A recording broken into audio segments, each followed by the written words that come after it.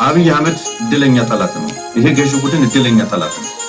ድለኛ ጠላት ስለሆነ ዛሬም ጦርነቱን የሚመሩለት ከአማራ ተወለዱ የሚባሉ ጀነራሎች የአማራ የሚባሉ መስመራዊ መኮንኖች ያውም እየተሳደዱ እየተሰለሉ በክትትል ስር ሆነው እየተቀጡም ጭምር ለማገልገል በባርነትም ለማገልገል የቆረጡ እነዚህን የመሰሉ ጀነራሎች መስመራዊ መኮንኖች አሉ። እድለኛ ዛሬም ከዚህ አገዛዝ ጋር በዚህ አገዛዝ ፕሮፓጋንዳ የተሸወደ የአማራ ወታደር የአማራ ወጣት ከዚህ አገዛዝ ጋር መለዮ ለብሶ ተሰልፏል።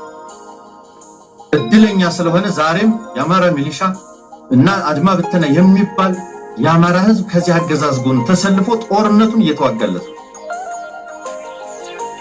ይሄ ነው የትግላችን ደካማ ጎን፣ የትግላችን የአቻሌ ተረከዝ የሚባል ትልቁ ጉድለታችን ይሄ ነው። ቀዳዳችን ይሄ ነው። የአማራን ህዝብ ብሔራዊ ትግል እንደ ብሔራዊ ትግል ለመውሰድ የእያንዳንዱ አማራ ግዴታ አድርገን ለመውሰድ እናም ሁሉንም አማራ በዚህ ላይ አደራጅተን አሰባስበን ካገዛዙ ፕሮፓጋንዳ አጽድተን አላቀን በትግላችን በዓላማችን ላይ ለማሰለፍ ከመለመን ያለፈ ጥሪ ከማቅረብ ያለፈ ከማስፈራራት ያለፈ በአስተሳሰብ ከዚህ አገዛዝ ለመለየት አለመቻላችን በዚህ አገዛዝ እኛም እንደ ሚዲያ ብዙ ነገር ብንደክም ብዙ ያልሰራ ነው እንዳለ እንገነዘባለን። ይሄ ባንዳውን ቆርጦ ወስኖ የተገዛውን የሚመለከት አይደለም። እሱ ጠላት ነው።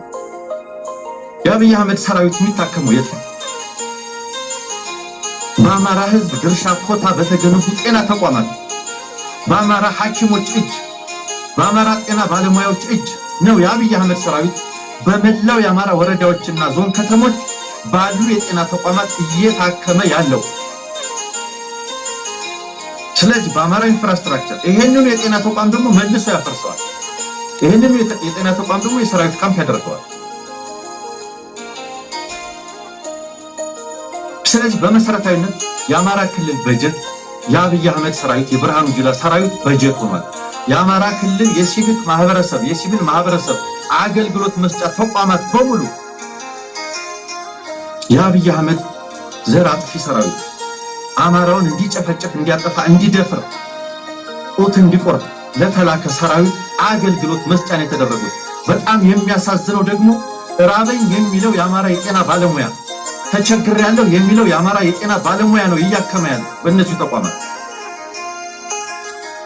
ተርቤያለሁ ተቸግሬያለሁ የሚለው ሰልፍ የወጣው ጥያቄ ያቀረበው የአማራ የጤና ባለሙያ ወገኑን የሚጨፈጭፈውን የብርሃኑ ጁላ ሰራዊት ሲያክምና ቁስል ሲያክም ይውላል።